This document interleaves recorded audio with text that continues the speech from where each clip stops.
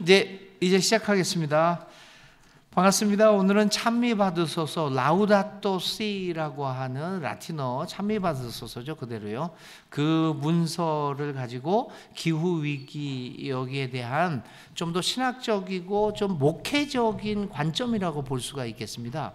근데 그것들을 한번 우리들이 한번 다루어 보려고 생각합니다. 이 문서를 만든 사람은 물론 이제 그 교황 프란시스코 교황인데요. 이 프란시스코 교황에 대해서 잠깐 이야기를 하고 뭐 한 5분에서 10분 정도 이야기를 하고 이 내용으로 들어가겠습니다. 호르헤 마리오 베르고글리오라는 이름을 가졌어요. 호르헤 마리오. 제가 제일 싫어하는 이름 중에 하나였는데 호르헤 굉장히 조지라는 뜻이에요. 조지. 호르헤 아주 굉장히 흔한 이름 중에 하나입니다. 아주 평범하고 그러니까 우리말로 하면 철수 뭐 이런 정도의 하여튼 흔한 이름이고 마리오도 하여튼 흔한 이름인데 베르고글리오라는 그 성은 우리 딱 듣자마자 알 수 있는 게 이제 이탈리아 성이잖아요. 그 아버지 때 라틴 아메리카로 부에노스아이레스로 이민을 와가지고 이 사람이 이제 1936년 12월 17일 날 부에노스아이레스 아르헨티나에서 태어납니다. 그러니까 오늘 나이로 87세, 상당히 87세가 되고 있죠. 그래서 이제 이탈리아 엄마 아빠는 이탈리아 사람이었고 이 사람은 아르헨티나에 태어나서 아르헨티나인으로 이제 살아갔던 사람이죠. 그래서 이탈리아어도 당연히 잘하고 이제 부에노스아이레스 같은 경우에는 이탈리아 이민자들이 굉장히 많습니다. 그래서 아르헨티나 문화는 이탈리아 문화다라고 말을 할 정도로 이탈리아 문화의 영향이 굉장히 셉니다. 그래서 이제 스페인어들을 하잖아요. 그러니까 스페인에서 하는 스페인어하고 라틴 아메리카 하는 스페인어가 달라요. 그 중에서도 아르헨티나 스페인어는 완벽하게 다릅니다. 그래가지고 스페인어를 할 때 예를 들면 페루하고 에콰도르 사람들이 얘기할 때는 이 사람이 페루 사람인가 에콰도르 사람인가 조금 헷갈려요. 그런데 어느 나라를 가더라도 아르헨티나 사람이 스페인어를 딱 하면 너 아르헨티나지 금방 나올 정도로 아주 독특합니다. 왜 독특하냐면은 이탈리아어의 억양을 발음과 억양을 닮아버렸어요. 그래서 아르헨티나 스페인어는 이탈리아처럼 이렇게 높낮이가 굉장히 많죠. 그리고 발음도 샤샤라는 발음이 많습니다. 샤샤 이러는 거. 예를 들면 스페인어에서는 나를 요라고 그러거든요. 스페인어에서는 쇼 그래요. 쇼 뭐 이래가지고 이제 그 말하는 것도 그리고 이제 저도 이제 부에노스아이레스에 살았는데 그러니까 이제 이탈리아 음식들이 굉장히 많습니다. 뭐 절인 음식들, 가지절이고 그런 이제 파스타, 뭐 빵 문화 완전히 이탈리아 문화입니다. 근데 그런 가운데서 그런 이탈리아 문화가 강한 그 부에노스아이레스에서 이제 이 사람이 이제 태어났고 이제 자랐죠. 그래서 저는 2013년도에 바티칸이 그 교황을 선출하는데 이제 이 사람을 선출을 하잖아요. 근데 그때 당시에 바티칸이 여러분 아시다시피 굉장히 가톨릭 교회나 바티칸 정치 체제가 굉장히 위기를 맞이하고 있었어요. 왜 그러냐면 여러분들 기억하시지만 이제 1978년 이전에 어떤 교황이 있었냐면은 바울 6세가 있었어요. 바울 6세는 누구였냐면 요한 23세라고 하는 그 아주 독특한 교황이었습니다. 요한 23세라는 아주 좋은 교황이었죠. 그 사람이 제2체 바티칸 회의를 개최하고 열면서 이제 죽는데 그 뒤를 이은 게 바울 6세였어요. 그래서 2차 바티칸 공회가 굉장히 아지오르나멘토 그래가지고는 이 창문을 연다는 얘기였거든요. 그게 그 가톨릭 교회를 1965년도에 세상을 향해서 문을 연 대회가 제2차 바티칸 회의였어요. 근데 그 이후로 라틴어로 집례하던 미사도 이렇게 각자의 언어로 하는 등 굉장히 개방적인 조치를 해서 가톨릭을 굉장히 이제 활짝 여는 계기가 됐습니다. 그런데 그 바울 6세가 78년도에 세상을 떠나잖아요. 78년도에 교황을 선출하는데 그게 요한 바울 1세였습니다. 여러분들 아시잖아요. 이 요한 바울 1세는 굉장히 그 사람이 어디에 나오냐면 저기 대부라는 영화 3부작인가 4부 때 잠깐 비칩니다. 그 알파치노가 가서 이렇게 만나기도 하는 거 그러는데 그 추기경 시절에 이 요한 바울 1세가 굉장히 개혁적인 인물이었습니다. 조금 이따 우리가 얘기하겠지만요. 그가 교황이 되자마자 시도했던 개혁이 뭐였냐면 금융개혁이었어요. 이 바티칸 금융은 정말 그 복마전입니다. 도깨비 소굴입니다. 그거. 진짜 부정부패 말도 못하는데 그걸 개혁을 하다가 70일인가 2달 만에 아침에 일어나면서 시체로 발견되죠. 요한 바울 1세가 70 며칠 만에 죽습니다. 그래서 그거에 대한 얘기도 많아요. 뭐 독살됐다 어쨌다 저쨌다. 하여튼 아침에 일어났는데 수녀가 가서 보면 이미 죽어 있었던 거죠. 그래서 이 사람이 2달 만에 교황에서 죽고 나서 뽑힌 게 누구였냐면 폴란드 출신의 요한 바울 2세입니다. 78년도. 그때부터 다시 이 가톨릭 교회가 굉장히 보수적이 되고 아주 이제 문을 닫기 시작했죠. 그리고 이제 라틴 아메리카에서도 요한 바울 2세가 와가지고는 이 보수적인 사상을 굉장히 퍼뜨리고 많이 이제 노력을 많이 했죠. 그래서 이제 급격히 보수화되고 그러면서 점차 이 가톨릭 교회가 위험을 겪는데 이 요한 바울 2세 다음에 나온 사람들이 여러분들 아시다시피 베네딕트 16세입니다. 그거 유명한 라친거 추기경 아닙니까? 라친거. 신앙 수호성의 장관으로서 수많은 이단 식별을 했던 그래서 역시 보수적인 사람이었죠. 독일 사람. 그래서 이제 베네딕트 16세가 오면서 계속 요한 바울 2세의 보수성을 그대로 유지하면서 이제 교회를 보수적으로 이끌어 가게 되죠. 그렇지만 이런 보수성을 유지하게 되면서 가톨릭 교회는 굉장히 위기를 겪게 됩니다. 근데 베네딕트 16세가 자진해서 사퇴를 하고 이제 기로에 서게 됐죠. 그럼 가톨릭 교회는 지금 이제 요한 바울 2세와 베네딕트 16세를 이어서 보수성을 간직했는데 이게 이제 가톨릭 교회가 굉장히 쇠락하는 계기를 마련하게 돼서 그 위기를 느끼면서 이번에 선출하는 교황이 어떤 교황이냐가 가톨릭 교회의 운명을 결정질 수 있다. 이렇게까지 생각을 했습니다. 그래서 이제 생각한 게 지금까지 유럽 사람들이 전부 다 이 교황을 했잖아요. 그러니까 이게 조금 이제 3세계 쪽으로 들어가면서 이 방향을 좀 틀어보자 이런 생각들을 많이 했다고 봅니다. 저는 그때 관심을 가지고 이렇게 봤는데 이 사람이 아르헨티나 베르고글리오 이 프란시스코 교황을 선출하는 걸 보면서 진짜 놀랐습니다. 그때 세계 뉴스에 나온 건 뭐냐면 가톨릭 교회 사상 거의 최초죠. 최초로 유럽 사람이 아닌 사람을 교황으로 선출했다. 되게 선전을 했습니다. 저는 그 얘기를 그 신문 보도를 보면서 진짜 교묘하다. 가톨릭 정치가 이렇게 교묘하구나. 이 베르고글리오라는 사람은 아르헨티나 사람입니다. 근데 그 사람은 이탈리아 사람입니다. 그래서 이걸 어떻게 요로식으로 맞췄냐.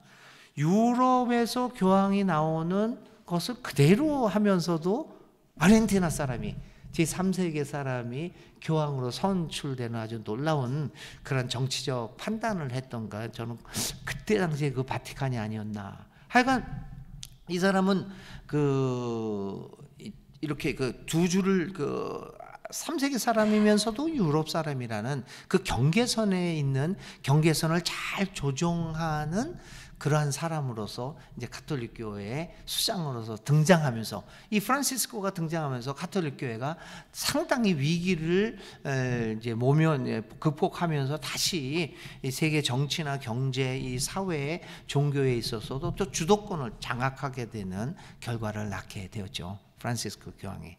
근데 거기다가 프란시스코 교황은 어디 사람이냐면 그러니까 수도회 출신은 예수의 사람입니다. 여러분 이제 그 카톨릭에는 우리가 카톨릭이 전부 다 통일되어 있다고 생각하지만 다 아시는 분들도 계시겠지만은 이 카톨릭에도 굉장히 분파들이 많잖아요. 수도회 중에는 프란시스코 뭐 이런 거. 하여튼 저는 이번에 이 교황이 예수의 사람들은요 굉장히 정치에서 이 경계선을 잘 타는 신부들입니다. 굉장히 잘 탑니다. 그래서 어떻게 보면 이거 같기도 한데 보수 같기도 한데 이렇게 보면 또 진보적인 것 같고 또 완전히 운동권 같은데 제도권 같기도 하고 그래서 그거를 잘 타는 게 이 예수의 사람들. 라틴 아메리카에서는 예수의 사람들 하면 전부 다 우리가 딱 예수의 신부라고 그러면 전부 다 정치적이네 금방 합니다. 아니나 다를까요? 이 프란시스코 교황이 예수의 사람, 저는 그걸 보면서 와 역시 예수의 사람 다르다. 교황이요 딱 등극을 하면서 이름을 뭐라고 선택을 합니까? 프란시스코로 선택해요. 프란시스도원들은 또 예수회하고 굉장히 달라요. 굉장히 민중적이고 제가 코스모스 회원들한테 십자가를 하나 드렸는데 타오 십자가처럼 순명, 심플 라이프, 뭐 탁발 승려다 그런 전통들이 있거든요. 그 사회 현장하고 하는. 저는 그 프란시스코라는 이름을 선택하는 걸 보면서 와 역시 예수의 사람이다. 이제 그런 거를 봅니다. 그래서 이 프란시스코 교황이 사실 아르헨티나에 있을 때요. 1976년부터 1989년까지 13년 동안 역사에 없었던 혹독한 군사 독재 기간을 아르헨티나가 지냅니다. 뭐 광주에서 2,000명 죽었다, 뭐 공식적으로는 아니지만 뭐 일반적으로 얘기할 때 뭐 2,000명 뭐 죽었다 막 그렇게 얘기하잖아요.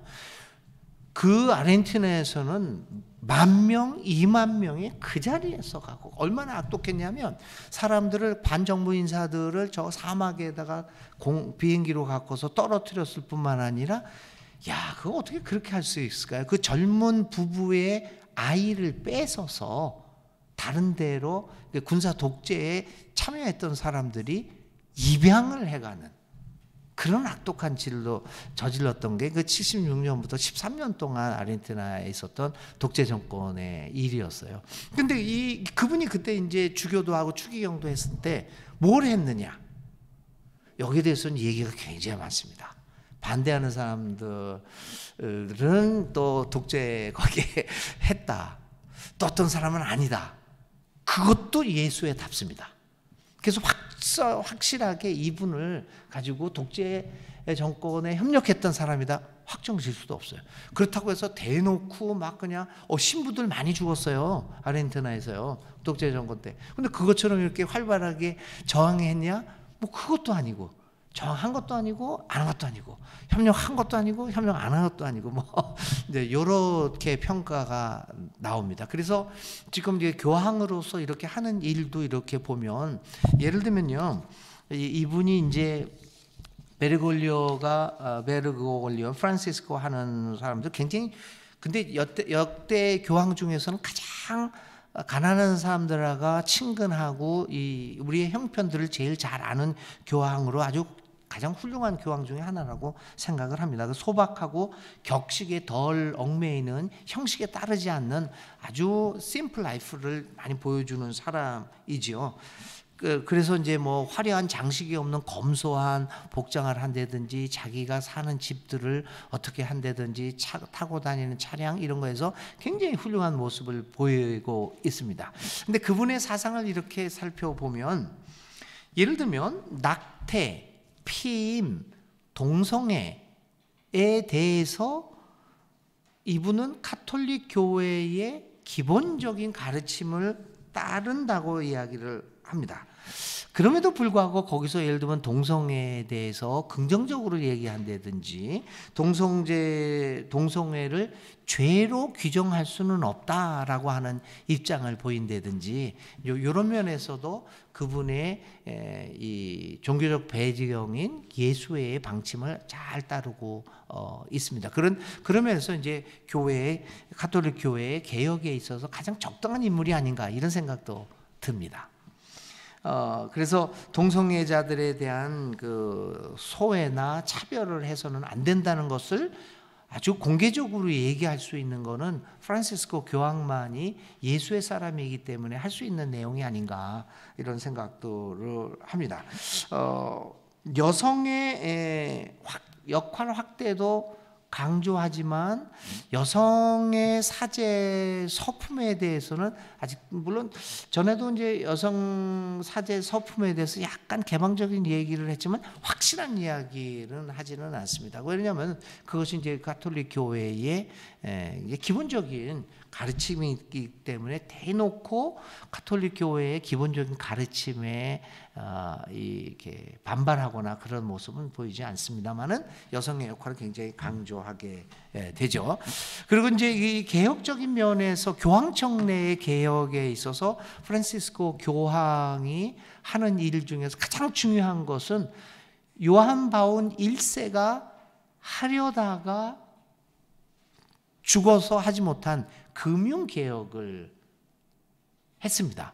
지금도 하고 있지만 그래서 많은 이 프란시스코 교황을 염려하는 사람들은 오래가지 못할 것이다. 암살당할 것이다 라고 하는 이야기까지들도 실제로 해방신학자들 중에서는 많이 하고 있습니다. 라틴 아메리카에서는 이거 암살 오늘 갑자기 아침에 죽어 나오는 건 아니야? 왜냐하면 다른 것도 아니고 금융을 건드렸기 때문에요. 그 은행들을. 그래서 이 사람이 교황으로 오자마자 했던 것 중에 하나가 뭐냐면 바티칸 은행과 은행의 정보와 미국 재무부 그 재무부 있잖아요. 그 재무부하고 협정을 맺어서 정보를 공유하도록 만들었습니다. 이게 있을 수 없는 얘기였죠. 진짜 바티칸 은행은 정말 이거는 복마전입니다. 아무도 건드릴 수 없는 진짜 마피아 중에 마피아라고들 얘기하는데 그 미국 재무부하고 그걸 연결을 해서 정보를 공유하면서 이 바티칸 은행의 투명성과 공정성을 이야기를 했어요. 그래서 그 안에서는 얘기가 굉장히 많았습니다. 근데 그때 우리가 이제 생각하기를 암살당할 수도 있다. 못할 짓이 없는 사람들이니까.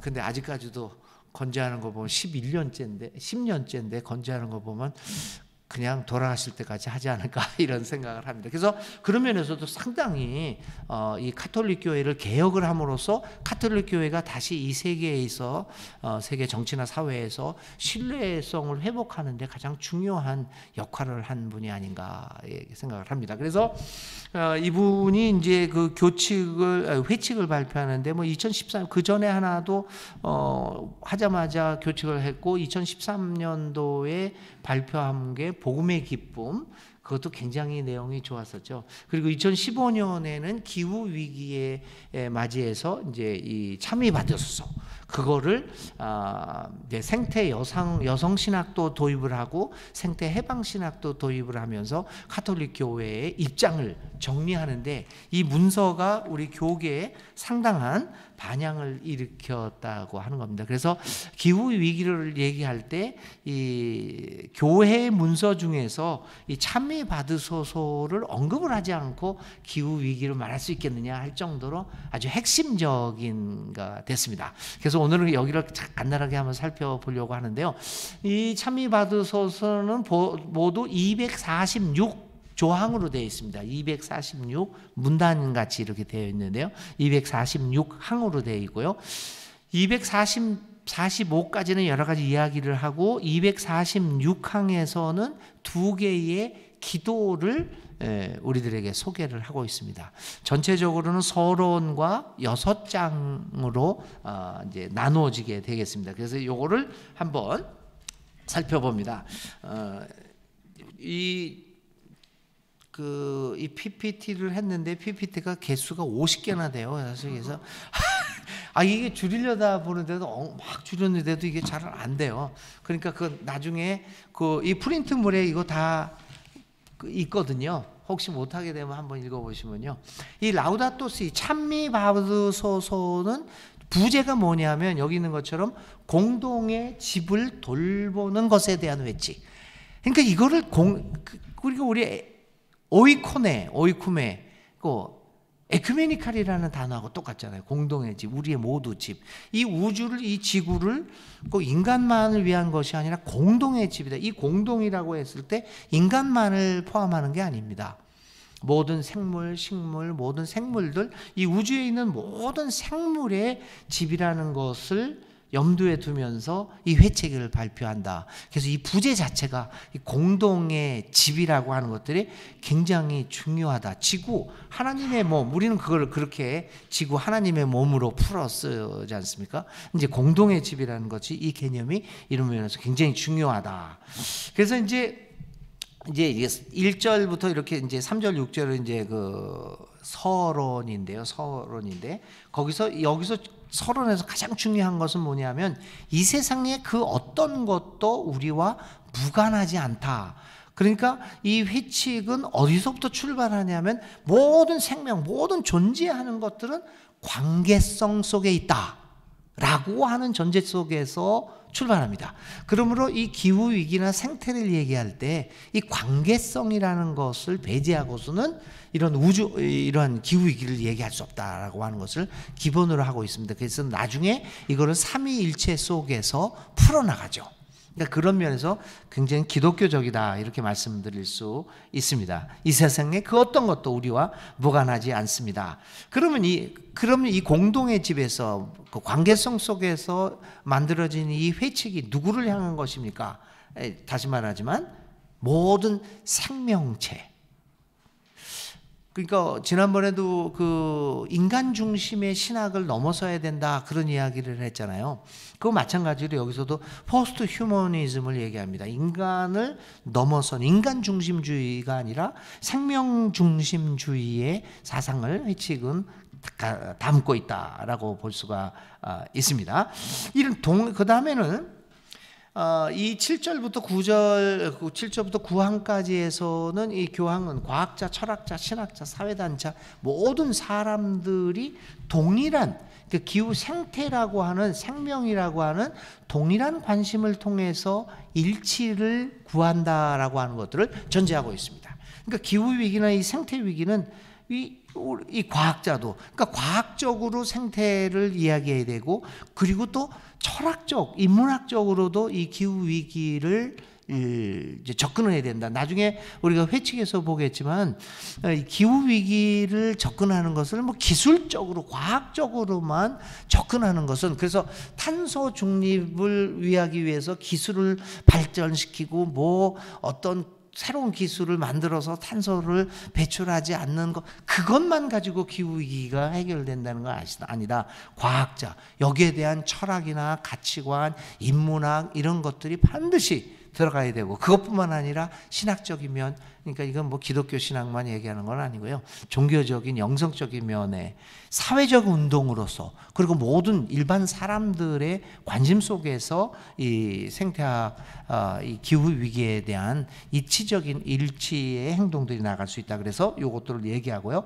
더 나아가서는 이웃 교회들 그리고 이웃 종교들 모든 종교를 망라해서 이런 것들이 이루어져야 된다라고 하는 것들을 이 회칙이 기본적으로 깔고 있습니다. 자연을 향한 관심과 염려, 가난한 사람과 정의, 사회적 그리고 내면의 평화를 향한 헌신은 분리될 수 없다. 자연을 향한 관심과 염려, 가난한 사람과 정의적인 면도 여기가 되어 있고요. 그 다음에 내면의 평화, 영성적인 면에서 이러한 다각적인 면에서 통합적인 면에서 기후 위기를 생각하자라고 하는 것이 이제 이 얘기 말씀드릴 수 있습니다. 그래서 새로운 생태적 상황, 복음적 관점에서 세계의 생태적 세계관을 공유해야 하고, 그 다음에 중요한 것은 가난한 사람은 세계 생태적 위기와 문제에 있어서 핵심적 주제다. 그러니까 이 생태 위기의 기후 위기를 하면서 빈부의 차이, 가난에 대한 정의에 대한 문제를 반드시 짚고 넘어가야 된다.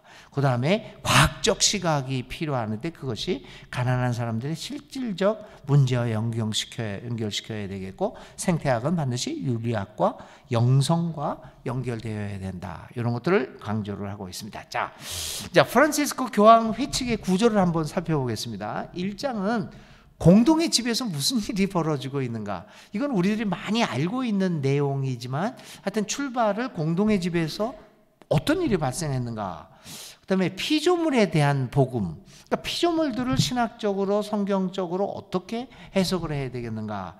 그 다음에 세 번째는 인간 중심의 사상이 어떻게 해서 생태 위기의 근원들이 되고 있는가를 이렇게 3장에서는 다루고요. 4장에서는 통합 생태론, 나중에 또 요거는 이제 저희가 그냥 넘어가 보려고 하는데요. 나중에 찬미 받으셔서 꼭 사서 한번 읽어보시고요.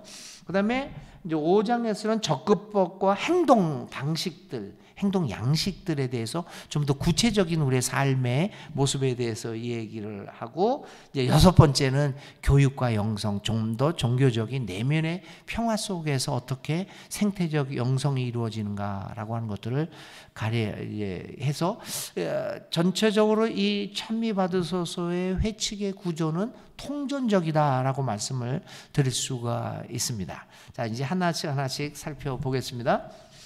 17항부터 61항 한 45항에 걸쳐서 우리의 집에 무슨 일이 벌어지고 있는가, 그것들을 이제 요약해서 얘기를 하죠. 20절 20항부터 26항까지는 오염, 쓰레기 버리는 문화, 공공재인 기후. 여기서 제일 문제들은 뭐냐면요, 이분이 얘기하는 건 이제 우리가 이제 여러 가지 그 활동들을 통해서 뭐 과학 활동, 산업 활동을 통해서 오염 물질들을 많이 생산을 하고 있는데, 이 오염 물질을 생산하는 중심은 뭐가 있냐면은 쓰레기 버리는 문화라는 겁니다. 사실은 이제 그 어떻게 보면 우리가 다 알고 있는 이야기 같으면서도 이 쓰레기를 생산해내고 쓰레기를 버리는 문화를 개선하지 않고서는 오염이나 공공재인 기후에 대한 관심들이 근본적으로 가져버릴 수가 없다. 그래서 여기 오염과 기후 변화에서는 이 쓰레기 버리는 문화, 쓰레기를 만들어내는 이 문화, 아무렇지도 않게 쓰레기들을 생산해내는 문화, 이 습관들의 양식을 변하지 않고서는 오염의 문제도 해결하지 못하고 공공재인 이 기후에 대한 생각들을 못하는 거죠. 우리 교회에서도 사실 어떤 이제 뭐 밥을 먹는다. 그랬을 때 우리는 밥 먹는 것만 생각을 하지, 이 밥 먹는 거에 있어서 발생되는 쓰레기가 버려지는 쓰레기에 대해서는 큰 관심을 안 갖잖아요. 문화적으로 우리가 그렇게 돼 있는 거죠. 그러니까 이 회칙에서는 그 문화를 이제 나중에 이제 고쳐야 된다, 이렇게 이야기하고 있습니다. 공동의 집에서 이상하게 저희 집이 정왕 쪽인데, 여기 서울은 조금 덜한 것 같아요.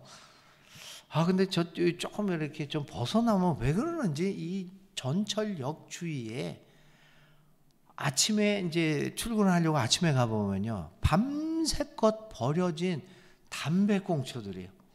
와, 여기는 별로 없는 것 같은데 왜 그런지는 모르겠어요. 그냥 그러니까 문제는 뭐냐면 담배를 피우지 말라는 게 아니에요. 피우지 마라, 건강을 위해서도 안 피워야 되겠지만 그거를 얘기하는 게 아니에요.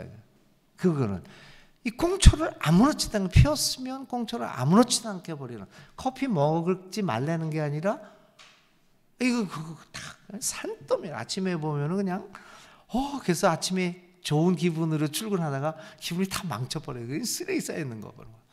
야, 이 쓰레기 버리는 문화. 그래서 이 문제를 아주 심각하게 다루고 있고요. 그 다음에 공동의 집에서 무슨 일을 벌이는가? 물의 문제. 오늘 우리들은 물의 문제, 물의 부족의 문제들을 좀 더 신경 써야 되겠다. 식물 다양성의 감소. 이거는 뭐 우리 여러분들이 다 알고 있는 문제. 인간 삶의 질의 저하와 사회 붕괴. 이거는 이제 이 공동의 집에서 결국은 기후 위기나 이런 것들, 그리고 이제 선진국들이 발생하게 되는 여러 가지 오염의 상태로 말미암아 삶의 질이, 특별히 가난한 사람들의 삶의 질이 저하가 되고, 이런 빈부 차이로 말미암아 이 사회의 붕괴가 일어나는 것. 제가 살고 있었던 아르헨티나요, 진짜 살기 좋은 나라였어요. 저는 뭐 그런 천국이 여기 있다 정도로 정말 살기 좋았어요. 근데 지금은 어떻게 됐냐면은, 살라고 해서 살 수가 없습니다. 이 휴대폰 같은 것도 가지고 다닐 수도 없고, 길을 걸을 수가 없어요.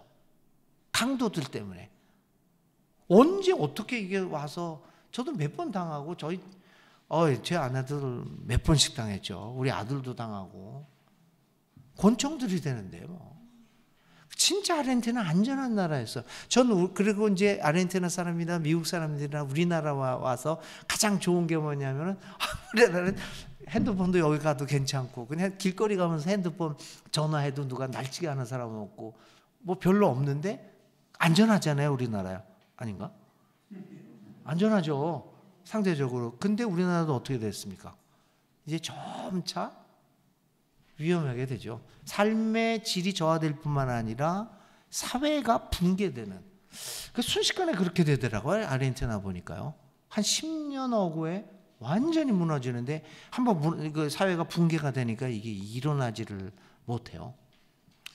세계적 불평등, 미약한 반응이라고 하는 거는, 지금 세계 정상들이 기후 위기나 뭐 이런 거를 가지고 뭐 탄소 중립이나 여러 가지 생태적인 협약을 하는데 굉장히 미약하게 협의가 이루어지지를 않지 않습니까? 뭐 미국에서 뭐 그런 조약도 탈퇴할 뿐만 아니라 이런 미약한 반응, 다양한 반응이라고 하는 것은 이 기후의 위기에 있어서 굉장히 극단적인 반응, 왼쪽 좌파적으로도 또 우파적으로도 뭐 많이 이렇게 다양한 반응이 나오는데, 이런 반응들을 어떻게 조화를 이루고 균형을 이루면서 기후 위기를 잘 대처할 수 있을까? 이것이 정치적, 사회적으로 굉장히 우리들이 생각해 봐야 할 문제라고 하는 것들을 지적을 하고 있습니다. 특별히 이제 미약한 반응에서 세계 정상들이 경제적 이익 때문에 합의를 이루지 못하고 있는 이 세계의 정치를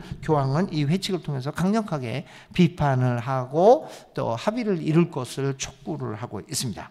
이제 1장, 2장은 피조물에 관한 복음이 이제 7개로 나와 있는데, 신앙이 주는 비 이렇게 쭉쭉쭉 나와 있는데요. 이것들 한 가지씩 간단하게 한번 살펴보도록 하겠습니다. 신앙이 주는 빛에 있어서는 여기 보면 63항이 있어요. 63항을 제가 한번 읽겠습니다. 생태 위기가 복합적이고 그 원인이 다양하기 때문에 해결책이 현실을 해석하고 변화시키는 한 가지 방법에서만 나올 수 없다는 사실을 깨달아야 한다. 이는 여러 민족들의 다양한 문화적 풍요, 곧 그들의 예술과 시, 그들의 내적 삶과 영성에 의지해야 합니다. 만약 우리가 파괴한 모든 것을 바로잡게 하는 생태론을 발전시키고자 한다면 어떠한 학문 분야나 지혜를 배제할 수 없습니다. 여기에는 종교와 그 고유 언어도 포함됩니다. 가톨릭 교회는 철학적 사상과 나누는 대화에 열려 있습니다. 그래서 교회가 신앙과 이성의 다양한 종합을 이룰 수 있었습니다. 교회의 사회 교리의 발전은 사회 문제와 관련하여 그러한 종합을 대표한다고 할 수 있습니다. 이 사회 교리는 새로운 도전을 받아들이면서 더욱 풍요로워질 필요가 있습니다. 여러분들 아시다시피 가톨릭 교회는 사회 교리라는 것이 있어요. 그 사회 교리를 발전하면서 그 신앙적인 면에서 사회 문제, 특별히 생태 문제를 신앙적인 면에서 해석을 하고 그 제안들을 세상에 내놓아야 된다. 그걸 하기 위해서는 각 민족의 다양한 문화들을 이해하고 또 각 종교들과 대화를 나누면서 이 사회적 교리를 만들어내야 된다. 그것이 신앙으로부터 나오는 빛 가운데서 이 문제를 접근할 것을 이야기합니다. 이 신앙에서 나오는 영성적인 면에서 나오는 접근은 굉장히 중요하다고 봅니다. 특별히 우리가 이제 믿는 사람으로서 교인으로서 신앙인으로서 살아갈 때 우리가 단순하게 과학적 그리고 철학적인 사회학적인 경제학적인 접근도 물론 중요하겠지만 우리의 출발점이 신앙이 주는 빛 가운데서 이 문제를 다룬다고 하는 것은 굉장히 중요하다고 봅니다. 왜냐하면 그것이 종교가 가질 수 있는 가장 독특한 성격이라고 볼 수 있기 때문입니다. 그래서 여기 이제 첫 번째 신앙이 주는 빛을 얘기합니다. 더 나아가 이 회칙이 해방의 길을 함께 찾고자 모든 이와 나누는 대화에 열려 있지만 이게 중요합니다. 저는 먼저 그리스도인과 일부 다른 신자들에게 신앙적 확신이, 그러니까 우리가 갖고 있는 신앙의 확신이 자연 보호와 그들의 형제 자매들 가운데 가장 취약한 이들의 보호를 위한 강력한 동기를 어떻게 부여하는지 보여주고자 함입니다. 그러니까 신앙의 빛에서 신앙의 확신이 바로 자연 생명을 사랑하는 신앙의 일이라고 하는 것들을 우리가 분명히 확신을 가지고 해야 한다는 겁니다. 이제 기후 위기를 얘기하다 보면 교회에서 자꾸만 얘기하다 보면 근데 그런 반발도 받아요. 기후 위기는 하도 많이 들었으니까 이제 신앙의 얘기를 좀 해주셔요. 그래요. 많이 그런 반응이. 물론 이해합니다. 맞습니다. 그것도. 그런데 그 확신은 뭐냐면 기후 위기와 신앙의 내용이 사실은 같다라는 거죠. 그러니까 우리가 기후 위기를 대처하는 것이 신앙의 확신서부터 우러나온다는 것이 굉장히 중요하다는 것들을 우리가 보고 있습니다. 그래서 맨 끝에 보면 64항 맨 끝에 그러므로 우리 믿는 이들이 우리의 확신, 신앙의 확신에서 나오는 생태론적 의무를 더 잘 깨닫는 것은 인류와 세상 전체를 위해서 좋은 일입니다. 그러니까 기독교인들이 분명히 신앙의 확신 속에서 이 생태의 문제들을 접해야 되겠다라고 합니다. 그런 걸 위해서 성경적 설명의 지혜가 있다라고 하는 겁니다. 창세기에 나오는 66항이에요. 창세기에 나오는 상징적이고 서사적인 고유한 언어로 표현된 창조 이야기는 인간의 실존과 그 역사적 실제에 대한 깊은 가르침을 담고 있습니다. 이러한 설명은 인간의 삶이 근본적으로 서로 긴밀하게 연결된 세 가지 관계, 하느님과의 관계, 우리 이웃과의 관계, 지구와의 관계에 기초를 두고 있음을 암시합니다. 성경에 따르면 이 세 가지 핵심적인 관계는 이 세상과 우리 안에서 깨졌습니다. 그러니까 하나님과 이웃과 그리고 이 지구와의 관계가 깨졌기 때문에 이 생태 위기가 왔고, 그러면 이 생태 위기를, 이 깨어진 세 가지의 관계를 회복하는 것은 신앙의 문제고 그것이 성경이 말하는 삶의 지혜다라고 하는 것입니다. 그러니까 결국은 이 세계가 이 세 가지 관계가 깨졌기 때문에 이 생태 위기가 왔다고 하는 것을 보면서 이 세 가지 관계가 조화로운 관계로 다시 회복되어야 할 것을 성경은 우리에게 설명하고 지혜를 가르쳐 준다 이야기를 하고 있습니다. 자, 그다음에 그래서 계속해서 얘기하는 것, 성경의 지혜는 우리는 하나님이 아닙니다. 거기다가 또 중요한 거는 이 이야기죠. 67항에서 얘기하는데 우리는 하나님이 아니다고 하는 사실과 지구는 인간보다 앞서 존재하였다라고 하는 거죠. 그래서 이러한 맥락 속에서 인간이 세상을 다스려라, 만물을 다스리고 정복하라라고 하는 말을 이러한 맥락 속에서 이해해야 된다. 그러니까 우리가 수차례 이야기를 했었죠. 그래서 성경 구절은 분명하게 우리가 세상이라는 정원을 일구고 돌보아야 한다고 말하고 있음을 인식해야 한다. 일구다라는 말은 밭을 경작하고 갈거나 밭일을 한다는 뜻이고, 돌보다라는 말은 보살피고 보호하며 감독하고 보존한다는 의미다. 이런 면에서 이 창세기에 대한 해석들이 이러한 그 성경의 지혜를 새롭게 발견하는 것들이 굉장히 중요합니다. 근데 우리는 이것들을 그냥 당연하게 뭐 이거 돌보고 가꾸다, 맞다, 이렇게 받아들여지고 있지만요. 근데 우리가 그렇게 생각한다고 해서 지금 한국 기독교에서 다 그렇게 생각하느냐? 아니라는 사실이에요. 여러분들이 우리 새길교회라는 공간에만 있다가 보면 뭐 생각이 비슷하니까 다 이렇게도 생각하고 있겠구나. 그런데 80% 90%는 아니라는 사실을 우리가 발견하면 어떻게 보면 절망적이기도 합니다. 그래서 이러한 회칙에서 나오는 설명이, 성경의 설명의 지혜를 우리가 다시 한번 이 회칙을 통해서 강조하는 거 굉장히 중요하다라고 하는 걸 봅니다. 71항에서는 이제 그런 그 성경의 설명의 그 지혜를 얘기하면서 71장에서 뭐라고 얘기하냐면, 그렇기 때문에 성경이 이러한 지혜를 우리에게 주면서 다시 한번 인류에게 다시 시작할 기회를 주셨다.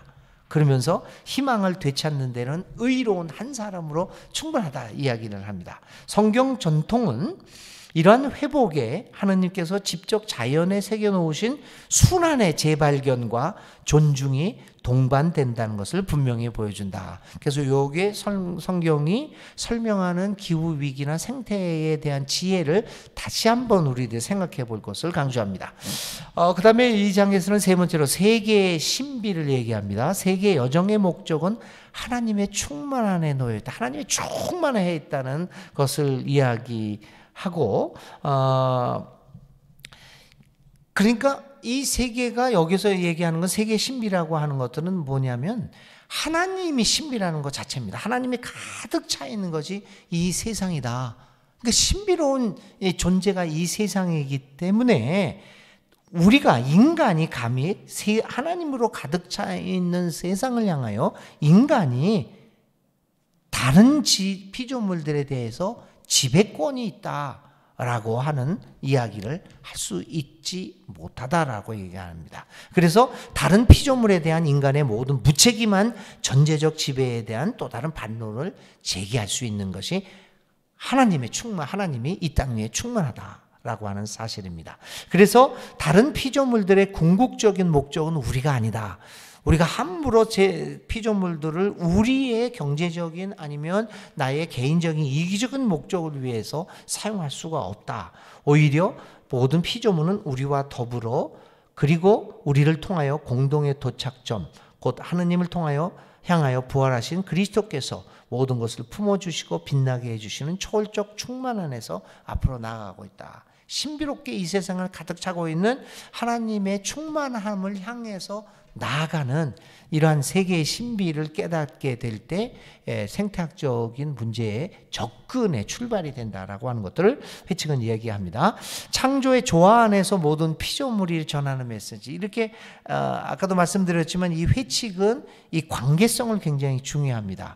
이 창조의 관계의 조화성에서 나타나는 메시지가 무엇이냐, 인간이 하나님의 모습을 닮았다고 내세우면서 모든 피조물이 각기 기능이 있고 그 어느 것도 필요 없지 않다는 사실을 잊어서는 안 됩니다.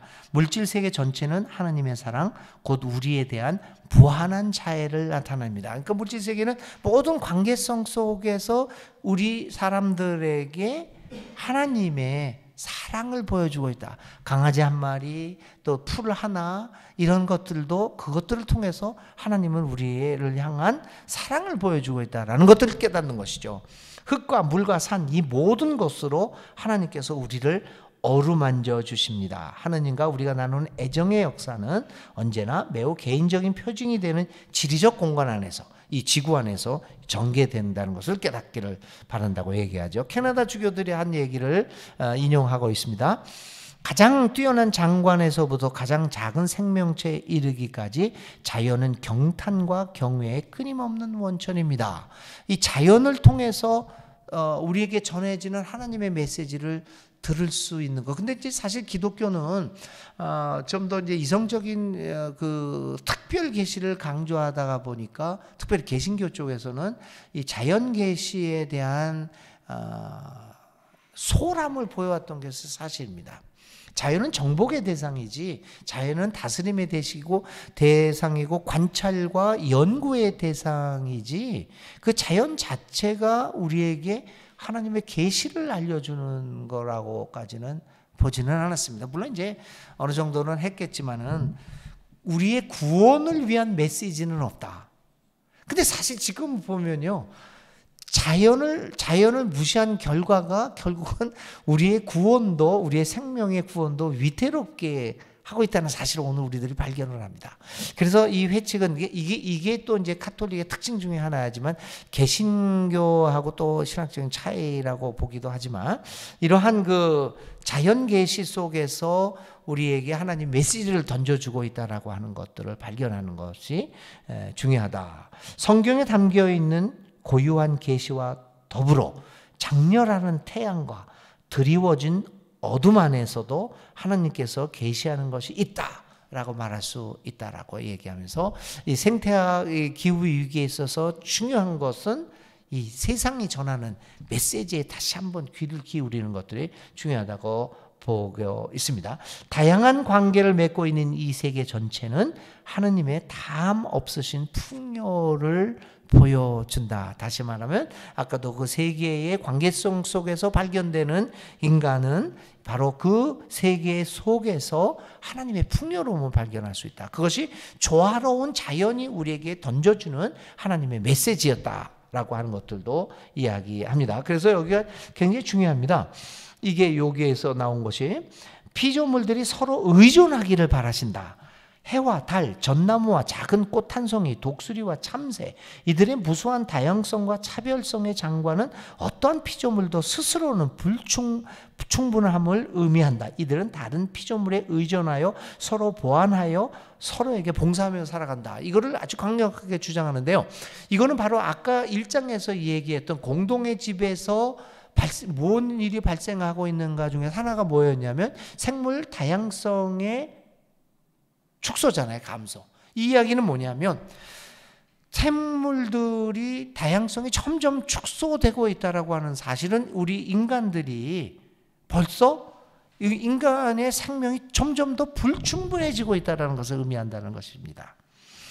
생물이 다양하면 다양할수록 그 관계성 속에서 우리 인간의 생명도 좀 더 완성되어져 가고, 또 그러한 풍요로운 다양성들이 우리를 서로 보완하면서, 우리를 섬기면서, 서로 돌보면서 아름다운 세상을 만들어가고 있다는 것이죠. 그래서 이 관계성의 파괴로 말미암은 생물 다양성의 감소는 결국은 우리 인간 생명의 풍요로움을 저해한다라고 볼 수가 있는 거죠. 그러니까 회칙에서는 이렇게 일관된 사상을 나름대로 이렇게 이뤄나가고 있습니다. 다섯 번째로 보편적 친교. 모든 인간은 하나님 사랑으로 서로 엮여서 형제 자매로 일치되어 멋진 순례를 하고 있다. 인간관계의 자매 형제의 사랑. 그 다음에 이 보편적 친교는 우리의 형제인 모든 피조물을 위한 것으로 형제인 태양, 자매인 달, 형제인 강, 어머니인 대지와 온유한 애정으로 하나가 되게 한다. 이것도 아주 아름다운 그 표현 같습니다. 우주 자연과 보편적인 친교를 이룩하는 것. 이거 보면 형제인 태양, 자매인 달 보니까 성 프란시스의 그 시가 생각나지 않습니까? 그렇죠? 재화의 보편적 목적. 이게 이제 사실은 요게 경제적인 문제를 다루면서 많은 그 자본주의 국가에서 좀 거부 반응을 일으켰던, 그래서 요게 토론의 대상이 많이 됐대요. 그 바티칸에서도 이 문제는. 그리스도교 전통은 사유 재산권을 절대적이나 침해할 수 없는 것을 인정한 적이 없다. 근데 이제 자본주의는 오늘 우리들이 살아가고 있는 우리 지금 여러분들이 우리 모두가 살아가고 있는 이 사회의 경제, 정치 체제의 가장 중요한 철칙 중에 하나가 뭐냐면 사유재산의 신성함입니다. 신성 불가침이죠. 내가 소유하고 있는 사유재산은 신성 불가침이라는, 이게 굉장히 우리 체제를 유지하고 있는데, 오늘 교황은 회칙을 통해서 그리스도교 전통이 사유재산을 절대적으로 이라고 얘기한 적 없다는 거죠. 이게 그러니까 굉장히 부닥치는 말 중에 하나입니다. 그 다음에 모든, 그 절대적이지도 않고 침해받을 수 없는 것이다라고 얘기한 적이 없다는. 그러니까 이게 굉장히 정면으로 오늘 우리 경제 체제에 도전하는 것이어서 상당히 논란이 야기되었던 구절이죠. 근데 그 다음에 또 중요한 것은 모든 형태의 사유재산의 사회적 기능을 강조하였다. 이 문제는 우리가 뭐 토지 공유 사상 같은 것들도 해서 우리들에게 상당히 익숙할 수도 있습니다. 사유재산의 사회적 기능 같은 것, 그것들은 뭐 익숙하지만 위에서 얘기한 사유재산권이 절대적이다 라고 하는 것을 인정할 수 없다는 것은 상당히 부닥치는 내용이 될 수도 있습니다. 자, 그래서 이제 이 교황은 여기서 뭐를 얘기하냐면요, 나중에 얘기하지만 좀 더 그분이 얘기하는 가운데서 이 생태 위기는 결국은 이 사유재산권을 절대적으로 인정하고 있는 이 자본주의 체제에 대해서 제고하지 않으면은 이 기후위기는 근본적인 문제가 해결하기 어렵다는 얘기합니다. 나중에 이제 교황은 회칙을 통해서 이 자본주의 경제 체제의 문제와 이 경제 체제가 만들어내는 무분별한 소비 문화, 이 두 가지 문제들을 연결시키지 않고서는 해결을 할 수가 없다는 것을 분명히 하고 있습니다. 여기서 이제 재화의 보편적 목적에서 말씀을 하고 있죠. 예수님의 눈길 98절만 한번 보겠습니다. 예수님께서는 피조물과 완전한 조화를 이루며 사셨기에 다른 이들이 놀라워하였습니다. 그분께서는 세상과 떨어져 사는 금욕주의자의 모습을 하지도 않으셨고 삶의 즐거운 면을 적대시하지도 않으셨습니다. 예수님께서는 육신과 물질과 세상 형식을 경멸하는 사상들과는 매우 거리가 먼 분이셨습니다. 이 말은 얼마나 우리를 기분 좋게 하는 말이죠. 옛날에 교회를 제 아들이 나중에 처음에요. 어렸을 때 그랬는데 4살 때인가 5살 때인가 제가 물어봤어요. 야, 너는 아빠처럼 목사 하고 싶지 않냐? 안 한대요. 그럼 왜 안 하냐 그랬더니 한 얘가 5살 때인데 뭐라고 하냐면 목사하는 거 재미가 없대요. 인생에 재미가 없대요. 진짜 재미없잖아요. 그러니까 재미없대요. 교회 다니는 거 재미없대요. 왜 그러냐면 이것도 하지 마라 저것도 하지 마라 뭐 즐거우면 안 된다. 어렸을 때부터 저도 그랬거든요. 뭐 유행가 부르면 안 된다. 그게 가로막혀가지고 저 유행가 들으면서도 죄책감 돼가지고 중고등학교 때. 근데 한 번은 이제 제가 목회를 할 때 저는 성가들을 클래식을 별로 좀 무식해서 그런지 클래식을 별로 안 좋아해가지고 유행가들 되게 좋아했어요. 그래서 차를 타면은 꼭 유행가를 틀었거든요. 뭐 해바라기 노래 좋아해가지고. 근데 청년들이 한번 제가 담임했을 때 청년들이 이제 제 차를 탔는데 발동을 거니까 이게 딱 있던 게 해바라기 노래가 나온 거였어요. 그랬더니 애들이 당황을 하는 거예요. 목사님 차에서 왜 해바라기 노래가 나온다고. 근데 이 98항은 굉장히 우리에게 좋은 거를 줍니다. 삶의 즐거운 면을 적대하시지 않으셨다.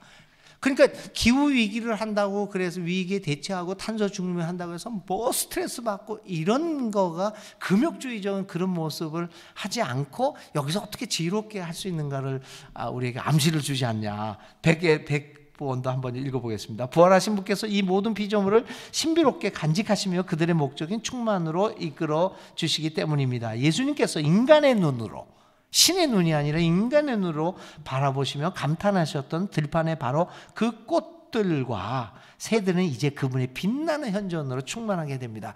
이 기후 위기를 해서 우리가 탄소 중립도 하고 여러 가지 활동을 하면서도 예수님의 눈으로 그 행동을 바라보면은 우리가 얼마든지 즐겁게 이 일을 감당할 수 있다라고 하는 것을 예수님의 눈길로 이 일을 해보자라고 하는 것이 외치기에 중요한 내용 중에 하나였습니다. 인간이 초래한 생태 위기의 근원들, 요걸 한번 좀 보시면요. 기술적 관료적 패러다임의 세계화가 결국은 이 기후 위기를 초래했다는 것이죠. 그러니까 기술이라고 하는 것, 지금 그 한국도 그렇고 세계가 지금 과학 기술의 발전이 놀라운 건 아닙니까? 이 기술의 발전으로 오늘 우리들 삶이 좀 더 뭐 편하게 됐는지는 모르겠는데요. 발전이라고 하는 개념을 오직 유일한 발전의 개념이 기술의 발전으로 두었다는 거죠. 그러니까 기술 관료적 패러다임이 세계화가 이루어졌다는 거. 이게 결국은 이 기술로서 발전할 수 있다라고 하는 이런 생각들이 오늘 기후 위기의 가장 중요한 핵심이 아니겠습니까? 그래서 이 기술 관료적 패러다임을 가지고 있는 사람은 어떤 얘기를 하냐면, 지금 우리가 이렇게 당하고 있는 여러 가지 기후 위기로 인한 것들은 극복될 수 있다. 기술이 발전하면. 왜 우리가 아직도 이걸 해결하지 못하느냐? 거기까지 기술이 발전하지 못했기 때문이다.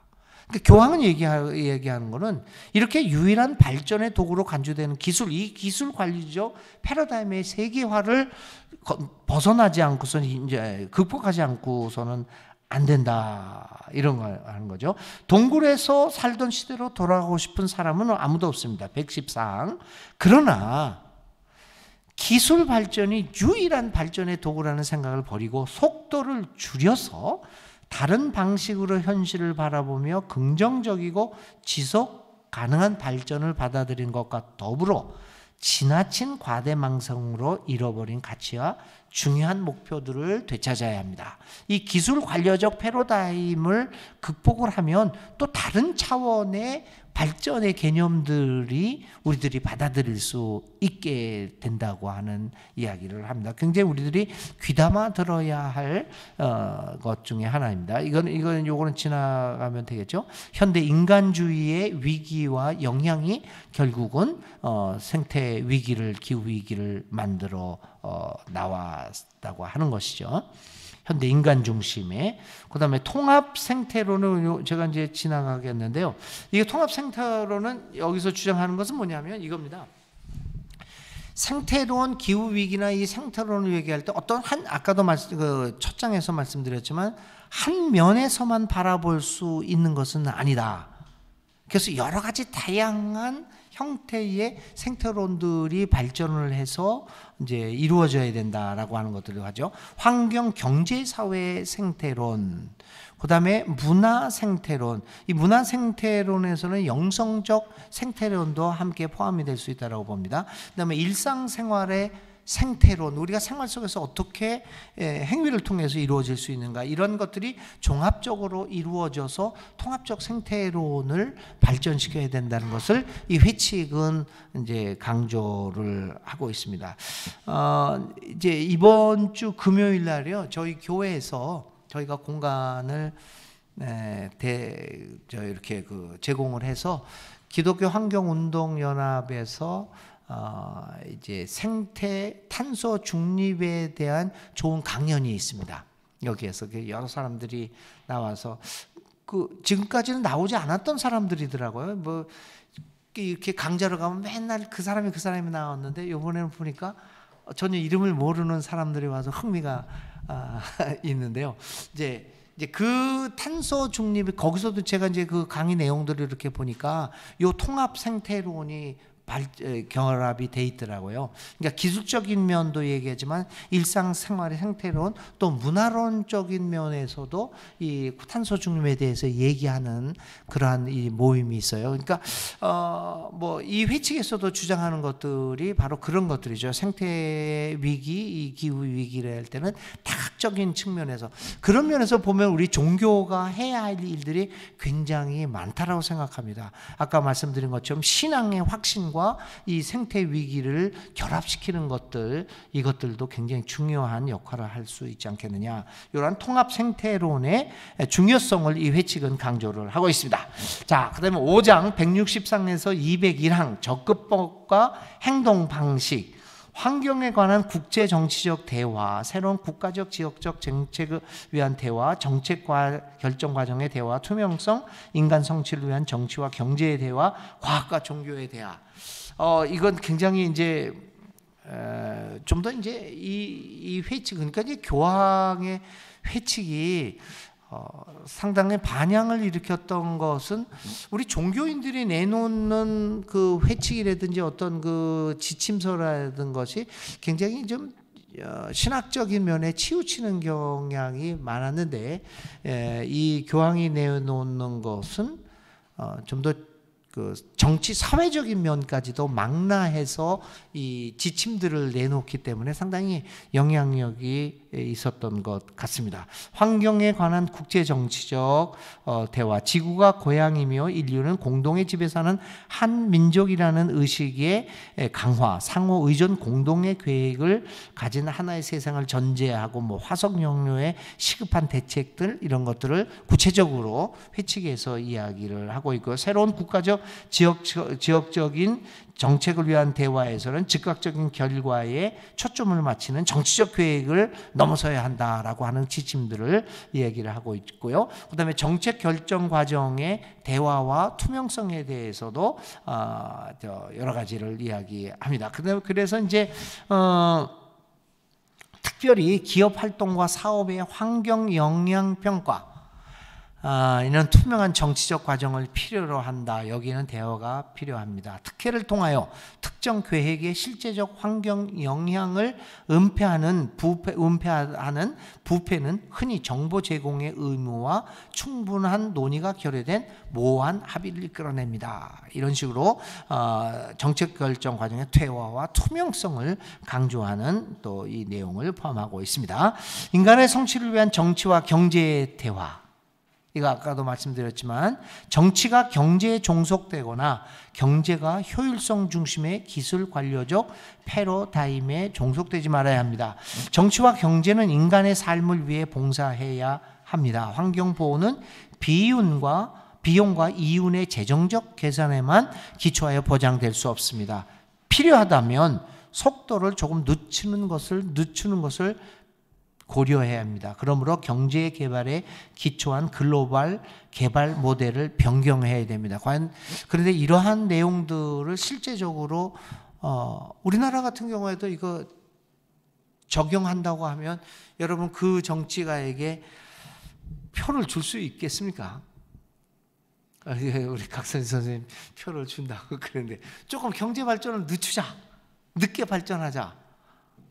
지금도 이제 제가 이렇게 볼 때는 이제 윤석열 정권을 비판하는 가운데 가장 많은 비판이 뭐냐면 경제가 안 좋다라고 하는 것. 그래서 뭐 한 달 동안에 무역 적자가 작년 1년 무역 적자하고 똑같다.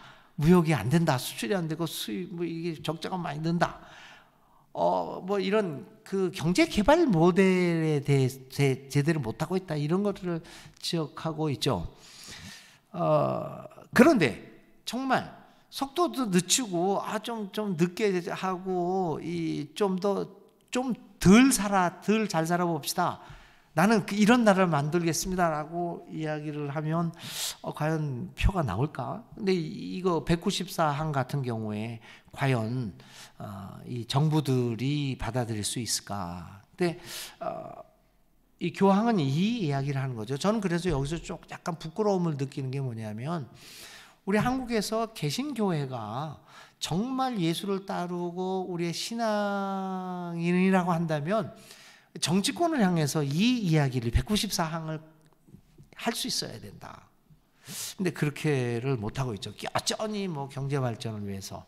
그러니까 인간 성취를 위한 정치와 경제의 대화, 이 면에서 우리 종교가 또 말소리를 낼 충분한 여지가 있다. 과학과 종교의 대화. 이 과학과 종교에 대해 정말 굉장히 많이 하고 있죠. 요즘 많이 우종학 교수 같은 경우에 많이 하고 있는데, 서울대 천문학과 교수. 이러한 그 과학과 종교의 과학 세계의 종교, 이성이 지각할 수 없는 윤리적 원칙은 종교적 언어를 포함하여 다른 언어로 다른 모습으로 항상 다시 나타날 수 있다. 생태 위기의 심각성은 201항, 우리 모두 공동선을 생각하고 언제나 실제가 생각보다 더 중요하다는 원칙을 기억하며 인내와 절제와 관용을 필요로 하는 대화의 길로 나설 것을 요청합니다. 생태 교육과 영성에 대해서 246장까지 쭉 나옵니다. 새로운 생활 양식, 이제 이거는 하나씩 보겠습니다. 이제 새로 203에서 208장까지는 새로운 생활 양식을 향하여 대해서 이야기합니다. 그 205항의 마지막 부분을 보면 그 어떠한 체제도 진선미에 대한 우리의 열린 마음, 곧 하나님께서 당신의 은총에 응답하도록 우리 마음 깊은 곳에 심어주신 그 능력을 완전히 억누를 수는 없습니다. 저는 이 세상 모든 이에게 자신의 존엄을 뺏지 말도록 호소합니다. 아무도 이 존엄을 빼앗을 권리가 없습니다. 계속해서 205항에 이제 아무도 이 존엄을, 우리 인간의 존엄을 향한 생활 양식으로 발견. 그러니까 경제적 축적이나 어떤 경제적 그 편리함의 인생이 아니라 인간의 존엄성, 자신의 존엄을 지켜나가는 삶의 방식들을 채택할 것을 요구하고 있는 것을 우리가 볼 수가 있죠. 그래서 저는 이 세상 모든 이에게 자신의 존엄을 잊지 않도록 호소합니다. 아무도 이 존엄을 빼앗을 권리가 없습니다. 한 10여 년 전에요, 오마이뉴스에 한 젊은 사람의 이야기가 하나 나왔습니다. 근데 그 아이는 어떤 아이였냐면 굉장히 어려운 집안에서 자랐어요. 이제 태어나서 경제적으로요. 그래서 하여튼 경제적으로 어려운 삶을 살아서 늘 자기 자신에 대한 자신감이 없었어요. 그래가지고는 뭐 학교도 제대로 못 다니고 뭐 그러고 있었는데, 이제 어쩌다가 이제 대학을 갔어요. 그래가지고 이제 아르바이트를 하기 시작했어요. 근데 얘가 꿈이 있었습니다. 아르바이트를 하면서, 그냥 아르바이트 그거 진짜 얼마나 벌겠습니까? 근데 그거를 그러니까 부모한테 도움 안 받고, 그래서 자기가 생활하고 알바를 해가지고 학교를 다니면서 돈을 모으기 시작했어요. 근데 이 아이는 계속해서 자존감이 없었던 아이죠. 모아가지고 돈을 봐가지고는 뭐를 샀냐면, 1년 동안 모아가지고 뭘 샀냐면 루이비통을 샀어요. 근데 루이비통은 그래도 좀 싼 걸 산 거죠. 20만 원, 150만 원 좀 싼 게 있었던 거죠. 루이비통 하나 샀어요. 그날 쓴 글에서 뭐라고 했냐면, 루이비통을 120만 원짜리 딱 1년 동안 모아서 하면서 야, 자신감 생긴다 얘기를 했던 거죠. 그러니까 오늘 이게 새로운 생활 양식이 뭐냐면, 오늘 우리가 기후위기나 이 생태를 얘기하는데, 이 소비 문화가 결국은 이 물질 욕망이 결국은 나로 하여금 자신감을 루이비통을 하고 딱 나가면은 자신감이 딱 사람들이 난 대단한 사람이야. 이제 이 교황은 그 얘기를 하죠. 모든 이에게 자신의 존엄을 잊지 말도록 호소합니다. 새로운 생활 양식, 아무도 이 존엄을 빼앗을 권리가 없다. 네, 생태학에서 어떻게 보면 기후 위기를 얘기하면서 인간의 존엄성을 얘기하는 게 뭐가 상관이 있는가라고 생각을 하지만, 사실 그래서 저는 이 회칙이 굉장히 중요한 게 이런 근본적인 이야기들을 이 회칙에서 하고 있다. 인간의 존엄성을 제대로 새로운 생활 양식을 통해서 존엄성을 발견할 수 있다면, 이런 소비 문화가 나를 무너뜨리지 못한다라는 생각을 갖게 되죠. 자, 인류와 환경이 맺은 약속에 대한 교육에서는 단순한 정보를 제공해주는 생태 공동체를 넘어서 교육은 새로운 습관, 습관 개발에 유념해야 된다. 이 습관화 시켜주는 것. 교육은 학교, 가정, 커뮤니케이션, 매체, 교류 교육과 같은 다양한 영역에서 이루어질 수 있는데 그냥 정보 제공하는 걸 넘어서 새로운 습관 개발에 유념해야겠다. 우리 교회에서도 우리가 이제 녹색 교회를 이렇게 하고 있는데 우리 교회에서 왔을 때 이러한 그 생태 공동체를 만들어 나가는데 우리가 습관적으로 할 수 있는 일들이 무엇인가를 계속해서 한번 개발해 나가야 될 것 같아요. 뭐 어떤 걸 습관화하는 거, 이런 것들을. 자, 그다음에 생태적 회계. 세계 216부터 221, 세계의 외적인 사막이 점점 더 늘어가고 있다는 것은 우리들의 내면의 사막이 늘어가고 있는 것으로부터 비유합니다. 비롯됩니다. 그러니까 인간의 내면이 황폐해지니까 결국은 이 소비도 하고 막 이렇게 물질을 과다 소비를 하면서 결국은 이런 그 기술 개발을 통해서 세계를, 지구를 파괴하고 하게 됨으로써 세계의 외적인 사막이 점점 더 들어가고 있는 것을 보게 되는 거죠. 제가 3년 전에 몽골을 갔을 때 몽골은 그 사막화의 가장 중요한 세계의 그 환경이라고 그러더라고요. 그때 가서 배웠는데요. 야, 진짜 직접 가보니까 대단하더라고요. 사막이 겁날 정도로 이렇게 침해되고 있는데 그래서 왜 이렇게 사막이 늘어나는가 생각을 했는데 이거를 읽어보니까 이렇게 몽골에서 사막이 늘어나는 것은 바로 내 내면의 사막이 늘어나고 있기 때문이구나. 인간의 삶이 공허해지니까 이 세계 외적인 사막도 점점 늘어나고 있다. 그래서 이 회칙에서는 뭐냐면 환경 위기는 깊은 내적 회개를 요청한다. 이걸 생태적 회개라고 얘기합니다. 왜냐하면 신심이 깊고 기도하는 그리스도인들조차도 일부는 현실주의와 실용주의를 내세워 환경에 대한 관심을 우습게 여기고 있음도 인정해야 합니다. 또 일부는 수동적이어서 자신의 습관을 바꾸려는 결심을 하지 않고 일관성도 없습니다. 따라서 이들 모두에게 필요한 것이 생태적 회개이다. 굉장히 신앙인들로서는 귀담아 들어야 할 내용들이게 되겠죠. 생태적 회개는 그래서 충분한 것은 개인이 219호에 개인이 더 좋은 사람이 되는 것만으로 현대 세계가 직면한 복잡한 상황의 해결에 충분하지 않다. 개인은 도구적 이성의 논리를 극복할 수 있는 능력과 자유를 상실하여 결국 윤리 그리고 사회와 환경에 대한 의식 없이 소비주의에 빠지게 된다. 사회 문제들은 개인적 선행의 총합이 아니라 공동체의 협력망을 통하여 해결해야 하고 지속적인 변화를 이루는 데 필요한 생태적 회개는 공동체의 회개이기도 합니다. 그래서 금년 안에 우리 교회 목표, 소위 이제 목표잖아요. 공동체로서 생태적 회개를 금년 말에는 꼭 이룰 수 있는 우리 세길 공동체가 됐으면 좋겠습니다. 그걸 화요 모임에서 많이 해가지고 우리가 금년을 마지막 송구영신 예배에서 그냥 지금 생각난 얘기예요. 우리 공동체가 송구영신 예배를 통해서 12월 30일에 1년을 마감하면서 정말 이 생태적 공동체 회개를 할 수 있는 순서를 가지면 어떨까라는 생각도 순간적으로 나네요. 네, 220에서 210 기쁨과 평화의 삶을 위하여 그리스도교의 영성은 삶의 지위를 이해하는 다른 방식을 제안하고 소비에, 여기서 이제 계속해서 소비 문화 나오죠. 소비에 집착하지 않고 기쁨을 누릴 수 있는 예언적이고 관상적인 생활 양식을 독려합니다.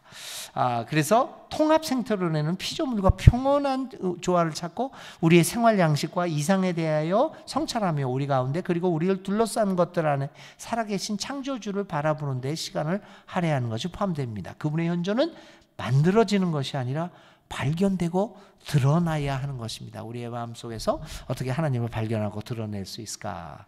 자, 사회적 사랑과 정치적 사랑을 향하여 그냥 한번 읽어보시고요. 저는 이제 마지막으로 요거를 얘기합니다. 요거 성사의 표징과 주일의 효시. 이거는 이제 교인들한테 강조하고 싶은 거. 주일 성찬, 이거 카톨릭적이에요. 이거는 주일 성찬에 참여는 특별한 중요성을 지닙니다. 주일은 유대교의 안식처럼 우리가 하느님과의 관계, 우리 자신과의 관계, 다른 피조물과의 관계, 세상과의 관계를 치유하는 날로 지내야 합니다. 이는 인간의 활동을 공허한 행동주의로부터 보호합니다. 또한 우리가 배타적 개인적 이득만을 추구하도록 이끄는 끝없는 탐욕과 고립감을 막아줍니다. 저는 지금까지 신학을 하면서 주일 예배를 참석해야 하는 이유를 이렇게 잘 설명해 놓은 거를 글을 발견하지 못했습니다.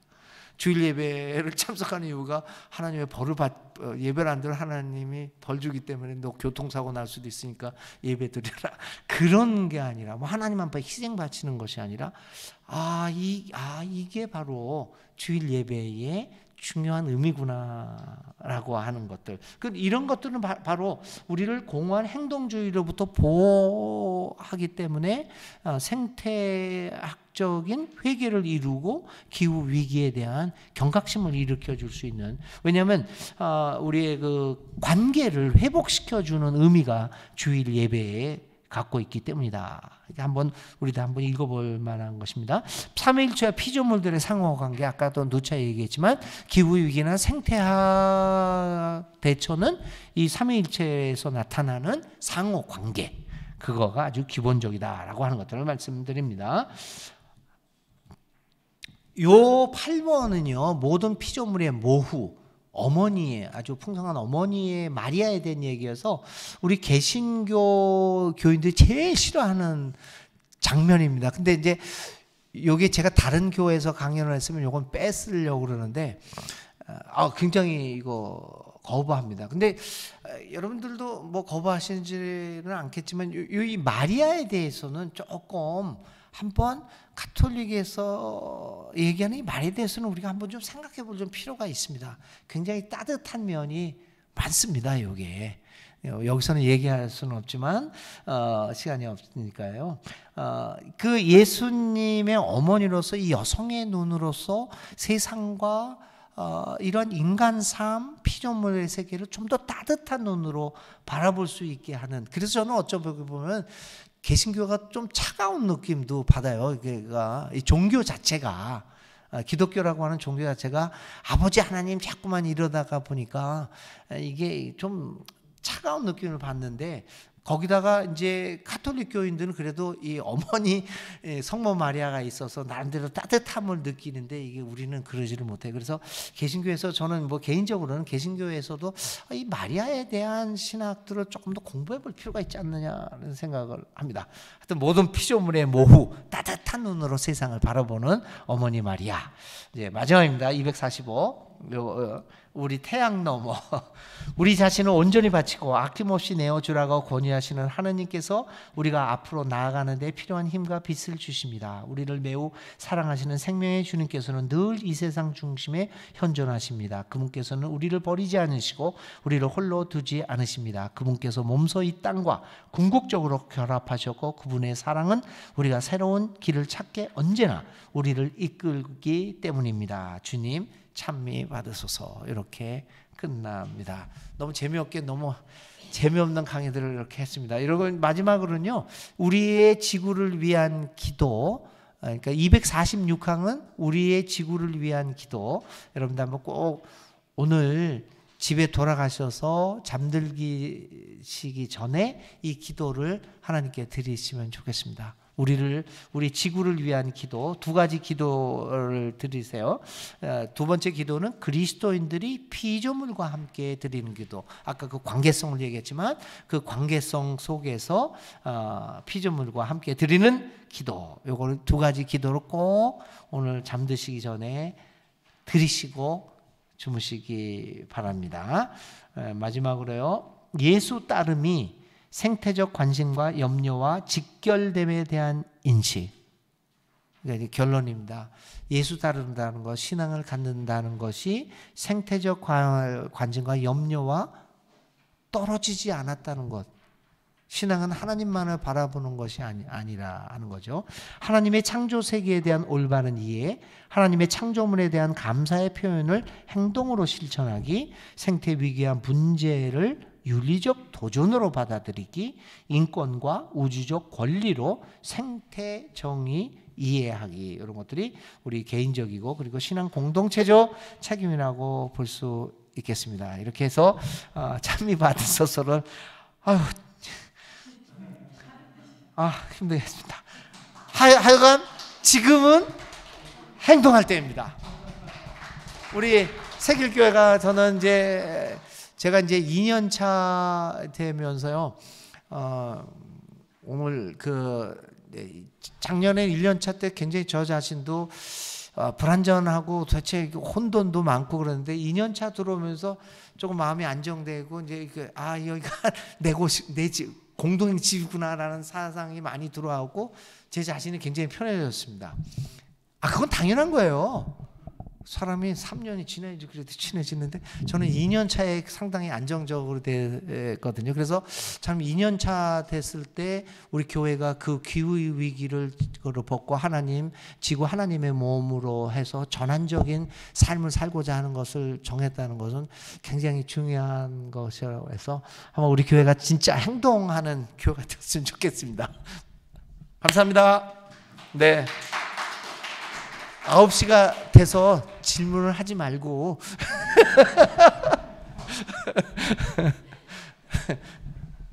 근데 우리 교황님 같이 보이셨다는 이희령 선생님한테만 한 말씀만 하라고. 교황님은 우리가 교황 회칙을 들었으니까 아까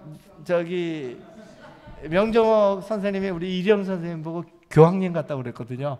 그러니까 찬미 받으셔서 한번 말씀 한번 해주시죠. 못 들으셨나 우리 교황님? 예, 마이크 키시고. 네.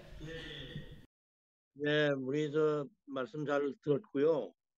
이제는 그 컨센트레이션은 굉장히 힘들어지기 시작하는데 오늘 말씀을 통해 가지고 그래서 우리가 모든 지금 하신 말씀보다가 우리의 일상이 돼서 일상생활을 화하는 그런 삶을 우리가 살았으면 좋겠다 하는 생각이 들었습니다. 강의 잘 들었습니다. 교황 회칙 찬미 받으소서 결론입니다. 일상생활로 되자. 우리 교회가 정말 점심 식사부터 시작해서 모든 그 교회의 장식 모두 이런 것들이 습관화되었으면 좋겠습니다. 1년 동안에. 네, 그렇게 된다면 우리 교회가 존재하는 이유가 뚜렷해질 것 같습니다. 감사합니다. 네, 좋은 밤 되세요. 네.